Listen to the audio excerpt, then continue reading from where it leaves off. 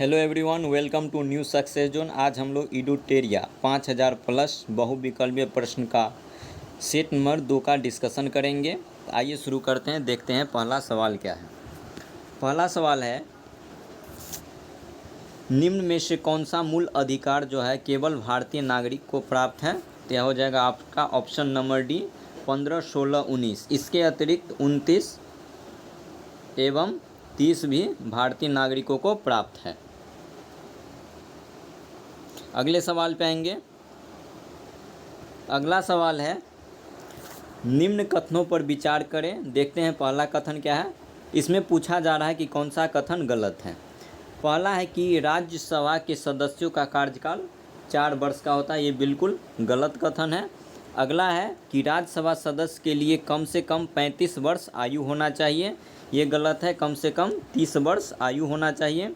राज्यसभा अस्थायी सदन है, ये बिल्कुल सही है, लेकिन इसके 1/4 सदस्य प्रति दूसरे वर्ष पदमुक्त होते हैं। इसके 1/3 सदस्य जो है प्रत्येक 2 वर्ष पर सेवा निमुक्त होते हैं। इस तरीके से आपका आंसर हो जाएगा उपर्युक्त सभी कथन क्या है, गलत है। अगला सवाल है, धन विधेयक को राज्यसभा अधिकतम कितने दिनों तक रोक सकता है? तो धन विधेयक को राज्यसभा जो है मात्र 14 दिनों तक रोक कर रख सकता है। अगला सवाल है, कोई व्यक्ति उच्च न्यायालय का न्यायाधीश नियुक्त होने का पात्र होगा जब वह, देखते हैं पहला क्या कह रहा है, भारत राज्य क्षेत्र में कम से कम 10 वर्षों तक न्यायिक पद धारण किया हो या लगातार 10 वर्षों तक उच्च न्यायालय या न्यायालयों में अधिवक्ता रहा हो। तो ये बिल्कुल सही कथन है। उसके बाद दूसरा कथन है, इसकी आयु जो होती है कम से कम 35 वर्ष होनी चाहिए, बिल्कुल गलत कथन है। तो इस तरीके से आपका आंसर हो जाएगा ऑप्शन ए केवल एक सही है। अगला सवाल है, वित्तीय आपात उद्घोषणा के अनुमोदन करने वाले संकल्प सदन के दोनों सदनों के द्वारा कितने माह के भीतर होना चाहिए? तो ये जो है ये 2 माह के भीतर होना चाहिए। और वित्तीय आपात जो लिया गया है यह अमेरिका के संविधान से लिया गया है और भारत में अभी तक एक बार भी वित्तीय आपात लागू नहीं हुआ है। अगले सवाल पे आएंगे। अगला सवाल है, भारत में पहली बार केंद्र सरकार के विरुद्ध लोकसभा में अविश्वास प्रस्ताव कब लाया गया था? तो लोकसभा में पहली बार अविश्वास प्रस्ताव लाया गया था 1963 में। उस समय भारत के प्रधानमंत्री थे जवाहरलाल नेहरू और 1963 में ही नागालैंड राज्य को स्थापित किया गया था। अगला सवाल है, राज्य के नीति निर्देशक तत्वों के प्रबंधन के लिए किस अनुच्छेद में उपबंध किया गया है? तो हो जाएगा आर्टिकल 37। अगले सवाल पे आएंगे। अगला सवाल है, चेलिया समिति जो है इसका गठन किस वर्ष किया गया था? तो चेलिया समिति का गठन किया गया था 1991 में। अगला सवाल है कि निम्न में से कौन सा ऐसा क्रांति है जिसका संबंध कोको उत्पादन या चमड़ा उत्पादन से है? तो आपका ये हो जाएगा भूरी क्रांति। भूरी क्रांति का जो संबंध है ये कोको उत्पादन एवं चमड़ा उत्पादन से है। अगला सवाल है, एक धन जो आसानी से विदेश से आता है लेकिन आसानी से चला जाता है, इस प्रकार से जाता है, इसे हॉट मनी कहा जाता है। अगले सवाल पे आएंगे। अगला सवाल है, गन्ने का उचित और पारिश्रमिक मूल्य यानी कि FRP अनुमोदन करता है, ये अनुमोदन करता है आर्थिक मामलों और कैबिनेट समिति के द्वारा। अगला सवाल है कि असहयोग आंदोलन में कौन सा कार्यक्रम शामिल नहीं है? तो सबसे पहले देखेंगे असहयोग आंदोलन कब शुरू हुआ था। तो असहयोग आंदोलन 1 अगस्त 1920 को शुरू हुआ था। इसी दिन बीजी तिलक का मृत्यु हो गया था। तो देखते हैं कौन सा कथन सही है। इसमें सरकारी पदों को त्याग कर दिया गया था, सही है। विदेशी माल का बहिष्कार किया गया था। अदालतों का वकील द्वारा बहिष्कार किया गया था। सरकारी वाहनों से यात्रा करने पर पाबंदी लगाया गया था, ये बिल्कुल गलत कथन है। तो आपका आंसर हो जाएगा ऑप्शन डी। अगला सवाल है, दांडी मार्च की समाप्ति किस तिथि को हुई थी? तो दांडी मार्च को समाप्ति हुआ था 6 अप्रैल 1930 को। और 6 अप्रैल 1930 को ही सविनय अवज्ञा आंदोलन का शुरुआत किया गया था। और डांडी मार्च जो शुरू हुआ था ये 12 मार्च 1930 को इसका शुरुआत हुआ था। अगला सवाल है, गांधी जी के जीवन काल में घटी निम्न घटनाओं का कालक्रम सही नहीं। पूछा जा रहा है कि गांधी जी के जीवन से संबंधित कौन सा घटना सही नहीं है। तो चौरा चोरी घटना हुआ था 5 फरवरी 1922 को, बिल्कुल सही कथन। यह उत्तर प्रदेश के गोरखपुर से शुरू हुआ था। द्वितीय गोलमेज सम्मेलन ये शुरू हुआ था 7 सितंबर 1931 को, यह भी कथन सही है। पूना समझौता जो हुआ था ये 24 सितंबर 1932 को हुआ था। ये अम्बेडकर और गांधी जी के बीच समझौता हुआ था। भारत छोड़ो आंदोलन ये 1942 सही है, लेकिन ये 9 अगस्त को शुरू हुआ था। कब शुरू हुआ था? 9 अगस्त को शुरू हुआ था। तो इस तरीके से आपका आंसर हो जाएगा ऑप्शन डी, भारत छोड़ो आंदोलन। अगले सवाल पे आएंगे। अगला सवाल है, आज़ाद हिंद फौज के साथ सुभाष चंद्र बोस ने सिंगापुर में स्वतंत्र भारत की अस्थायी सरकार का गठन कब किया था?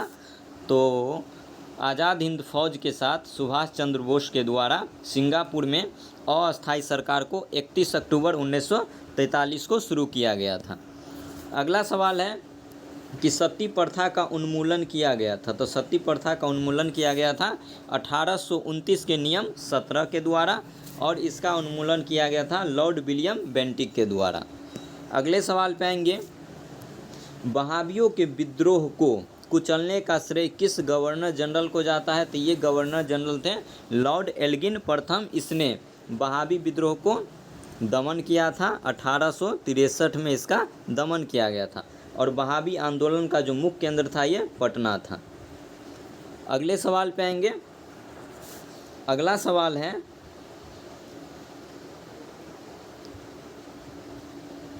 त्रिपक्षीय संघर्ष में निम्न में से ऐसा कौन सा राजवंश है जो शामिल नहीं था? तो ये पल्लव वंश जो था त्रिपक्षीय संघर्ष में शामिल नहीं था। त्रिपक्षीय संघर्ष में शामिल था पाल वंश, राष्ट्रकूट वंश और प्रतिहार वंश। अगले सवाल पे आएंगे। अगला सवाल है, सिंधु घाटी सभ्यता के अंतर्गत शवों को दफनाने के अवशेष मिले हैं। इसमें शवों के सिर किस दिशा में रखे जाते थे? तो इसमें जो शव का जो सिर जो था ये उत्तर दिशा की ओर रखा जाता था। अगला सवाल है, किस बौद्ध संगति में बौद्ध धर्म का 2 संप्रदाय में विभाजन हुआ? पूछा जा रहा है किस बौद्ध संगति में बौद्ध धर्म का क्या हुआ था? 2 संप्रदाय में विभाजन हुआ था। तो हो जाएगा चतुर्थ बौद्ध संगति। और चतुर्थ बौद्ध संगति जो हुआ था कश्मीर के कुंडल वन में हुआ था। और इसी बौद्ध संगति में बौद्ध धर्म का 2 संप्रदाय में बंटवारा हुआ था, हीनयान और महायान। हीनयान का जो विकास हुआ था दक्षिण की ओर और महायान का विस्तार हुआ था उत्तर दिशा की ओर। जबकि प्रथम बौद्ध संगति में सूत पीटक और विनय पीटक का संकलन किया गया था, वही तीसरा बौद्ध संगति में अभिधम पीटक का संकलित किया गया था। अगला सवाल है, महावीर स्वामी को किस नदी के तट पर कैवल्य यानी कि ज्ञान की प्राप्ति हुई थी? तो ये रिजुपालिका नदी के तट पर इसको साल वृक्ष के नीचे ज्ञान की प्राप्ति हुई थी। उस समय वे 30 वर्ष की अवस्था में थे और 12 वर्ष की कठिन तपस्या के बाद उसको ज्ञान की प्राप्ति हुई थी, जिसे जैन धर्म में कैवल्य के नाम से जाना जाता है। अगला सवाल है, आजीवक संप्रदाय के संस्थापक कौन थे? तो आजीवक संप्रदाय के संस्थापक जो थे मखलीपुत्र गोशाल थे। जबकि कचायन जो थे यह भौतिकवाद के प्रतिपादक थे। संजय बेटलीपुत्र ये अनिश्चयवादी के प्रतिपादक थे। और पूरन कश्यप जो थे ये घोर अक्रियावादी के प्रवर्तक थे। अगला सवाल है, किस मुगल शासक के शासनकाल को स्थापत्य कला का स्वर्णिम काल कहा जाता है? क्या है स्थापत्य काल का स्वर्णिम काल? तो ये हो जाएगा हमारा शाहजहां। शाहजहां के शासनकाल को स्थापत्य कला का स्वर्णिम काल कहा जाता है। अगला सवाल है, मुगल काल में मुहत्तसिब कौन था? तो मुगल काल में जो मुहत्तसिब था वह आचरण अधिकारी को कहा जाता था। अगला सवाल है, दीवान ए अर्ज। दीवान ए अर्ज किस विभाग से संबंधित है? तो ये सैन्य विभाग से संबंधित है और इसे बलबन के द्वारा लाया गया था। अगला सवाल है, बसावन और दशवंत किस शासक के दरबारी चित्रकार थे? तो ये दोनों क्या थे? बसावन और दशवंत जो थे ये चित्रकार थे और ये अकबर के समय चित्रकारी करते थे। अगला सवाल पे आएंगे। अगला सवाल है कि मिलान कौन सा मिलान सही है? परमाणु विद्युत गृह एवं स्टेट। तो नरोड़ा जो परमाणु विद्युत गृह है ये उत्तर प्रदेश में बिल्कुल सही है। कुडनकुलन जो है ये कर्नाटक में नहीं है, कहाँ पे? ये तमिलनाडु में है।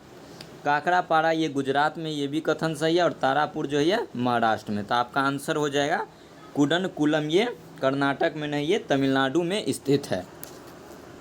अगला सवाल है 38वीं समानांतर रेखा किन दो देशों के मध्य स्थित है? तो 38वीं समानांतर रेखा जो है उत्तरी कोरिया और दक्षिण कोरिया के मध्य स्थित है, जबकि उत्तरी वियतनाम और दक्षिणी वियतनाम 17वीं समानांतर रेखा के बीच स्थित है।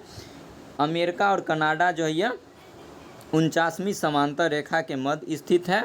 और जर्मनी और फ्रांस के बीच में जो रेखा है उसको हिडेनबर्ग रेखा कहा जाता है। अगला सवाल है निम्न में से कौन सा एक अच्छा ईंधन का गुण नहीं है? पूछ रहा है कौन सा एक अच्छी ईंधन का गुण नहीं है? ईंधन का ऊष्मीयमान उच्च होना चाहिए, बिल्कुल सही है। जलने पर ज़्यादा से ज़्यादा अवशिष्ट व हानिकारक गैसों का उत्सर्जन होना चाहिए, कथन बिल्कुल गलत है। तो आपका आंसर हो जाएगा ऑप्शन बी। ईंधन का प्रज्वलन ताप न तो कम ही और न ज़्यादा होना चाहिए, ये भी कथन क्या है? सही है। तो आपका आंसर हो जाएगा ऑप्शन बी गलत है। अगला सवाल पे आएंगे। अगला सवाल है सूची 1 को सूची 2 से मिलाना है। तो विटामिन B7 जो है इसका संबंध है बालों का झड़ना। उसके बाद विटामिन B12 का संबंध हो जाएगा प्रनाशी अरक्तता होना। उसके बाद है विटामिन E जो है इसका संबंध है बांझपन उत्पन्न होना। और विटामिन K का संबंध है रक्त का थक्का जमने से। तो इस तरीके से आपका आंसर हो जाएगा ऑप्शन नंबर ए। अगले सवाल पे आएंगे। अगला सवाल है तारों के मध्य दूरी किसके द्वारा ज्ञात किया जाता है? तारों के मध्य का जो दूरी होता है वह गैलेक्टिक इकाई के द्वारा मापा जाता है। अगले सवाल पे आएंगे। अगला सवाल है निम्नलिखित में से कौन सा ऐसा रोग है जो पुरुषों की तुलना में महिलाओं में बहुत कम होता है? यानी कि पुरुष में ज़्यादा होगा और महिला में बहुत ही कम देखा जाता है। ये जो रोग है उसका नाम है वर्णांधता। अगला सवाल है हीमोग्लोबिन जो होता है लाल रक्त कोशिकाओं के अंदर का एक प्रोटीन है और यह निम्न में से किसका वहन करता है? तो ये जो है हीमोग्लोबिन यह ऑक्सीजन का वहन करता है। अगले सवाल पे आएंगे किसी पदार्थ को एक अवस्था से दूसरी अवस्था में बिना तापमान के बदलाव के परिवर्तन होने के लिए आवश्यक ऊष्मा की मात्रा को गुप्त ऊष्मा कहा जाता है।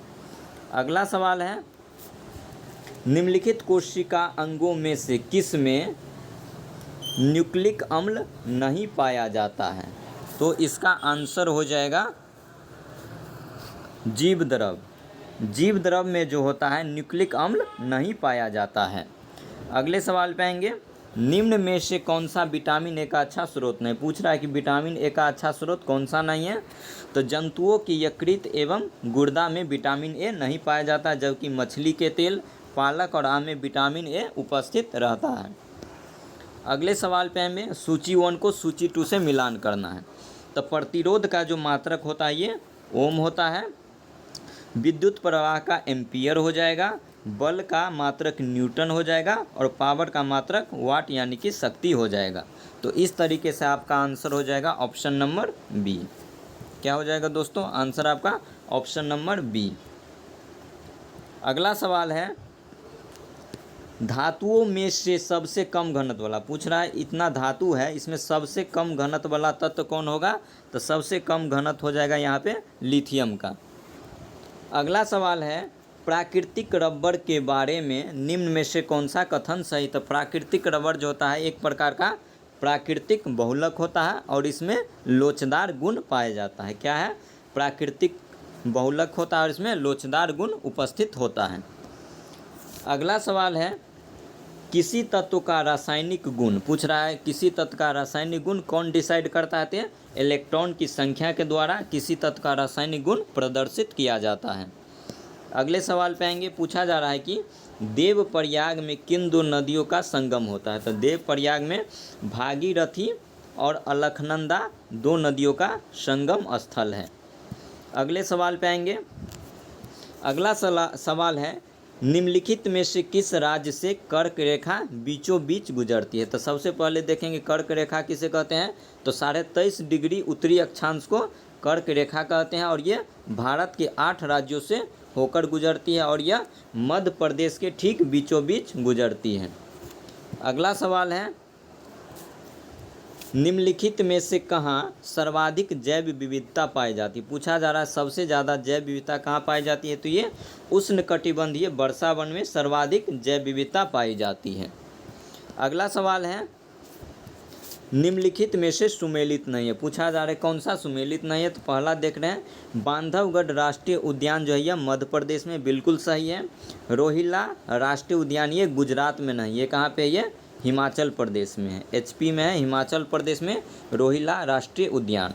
बांदीपुर ये कर्नाटक में बिल्कुल सही है और सिमलीपाल ये उड़ीसा में है। तो आपका आंसर हो जाएगा रोहिला राष्ट्रीय उद्यान, ये गुजरात में नहीं है, हिमाचल प्रदेश में है।